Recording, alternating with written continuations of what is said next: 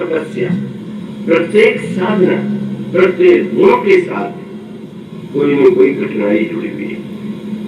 कहीं पर अहंकार है, कहीं पर क्रोध है, तो लोभ व्यक्ति में है तो उसके लिए दान की दवा बताई गई। पर अगर दान देगा तो लोभ व्यक्ति को कम करके ही तो देगा, लेकिन क्या दान देने के बाद दूसरा रोग नहीं बढ़ेगा? दान देने से लोभ अगर कम हुआ तो अहंकार का डबल हुआ, मैं रानी होंगी, रोग बढ़ गया।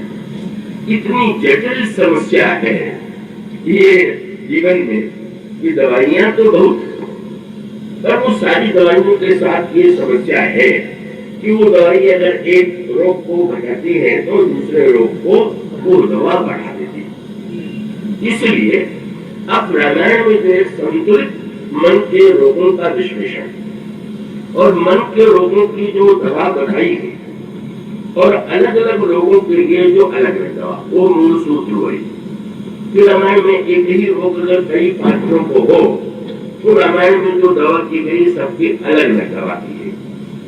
और जैसे दृष्टांत में अहंकार को एक बहुत बड़ा रोग माना गया और समझ में आता है रोगी यदि अहंकारी हो गया, और ऐसे रोग भी मिल जाते हैं कि अगर रोगी अपने को इतना बुद्धिमान मान ले कि वो मानता हो कि जो डॉक्टर है, जो वैद्य है, उससे भी मैं अधिक बुद्धिमान और ये क्या जानेगा जितना मैं जानता हूँ, तब तो फिर वो तो सामने वाला व्यक्ति क्या करेगा। और मन के रोगों के संबंध में भी बड़ी महत्व की बात है। मन में बुराई होने के साथ साथ अगर अभिमान और जुड़ गया कि वो अपने को रोगी ही नहीं मानता, अपनी बुराई को बुराई ही नहीं मानता, तो ऐसी परिस्थिति में तो उसकी चिकित्सा जो है बहुत बहुत कठिन। तो इसलिए रामायण में या तो ये कहा गया कि रोगों का एक कारण है मोह, और यह कहा गया कि रोग का एक कारण है अभिमान। अहंकार पर यह कहा गया कि जितने संस्कृति मूल शूर प्रद नाना सकल शोकदायक अभिमान। अब आप देखेंगे 3 प्रकार के पात्रों में अभिमान दिखाई देगा और वो तीनों भगवान राम के चरित्र में आते हैं।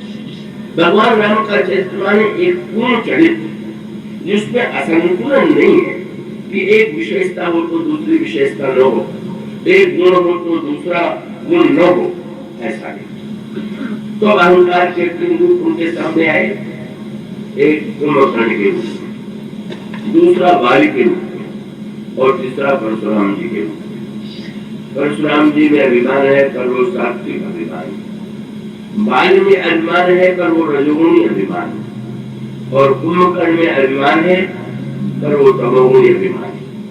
अभिमान तीनों में आपको अलग अलग रूपों में दिखाई देगा और भगवान राम के चरित्र के सामने ये तीनों पात्र आते हैं और भगवान राम ने तीनों के संदर्भ में जिस तरह से दवा दी, जिस तरह से चिकित्सा की, इसका अभिप्राय ये है कि प्रभु जानते हैं कि प्रत्येक व्यक्ति के लिए एक ही व्यवहार से ये मत देखिए कि अहंकारी, अगर कोई अहंकारी है तो किस तरह का अहंकारी है, अगर कामी है तो किस तरह का कामी है, लोभी है तो किस तरह का लोभी। तो इसलिए आप देखेंगे कि भगवान राम के व्यवहार में भिन्नता। परशुराम जी महाराज तो उनके चरणों में तो प्रभु ने प्रणाम किया। जब आए परशुराम जी तो विश्वामित्र के साथ जाकर के प्रभु ने प्रणाम किया। लिखा हुआ है विश्वामित्र मिले तब जाई पद सरोज मेले दो भाई। प्रभु को प्रणाम करने में, झुकने में कोई संकोच नहीं। कितनी बढ़िया बात है।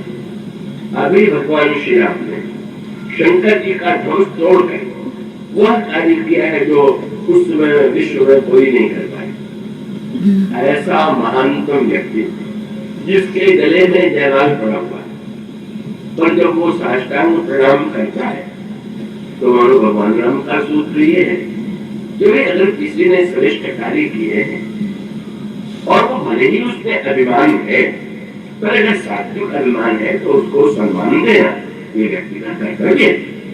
अब ये नहीं कि आप सुन ले अभिमान की निंदा तो आप जिसको समझे कि नकली विरागी है इसको दुरुपयोग न कीजिएगा, कि आप कहने लगे तो नकली विरागी है तो नकली त्यागी, अगर है तो उसको हम महत्व दें। भगवान राम ने प्रणाम किया और विश्वास परशुराम जी बड़े प्रभावित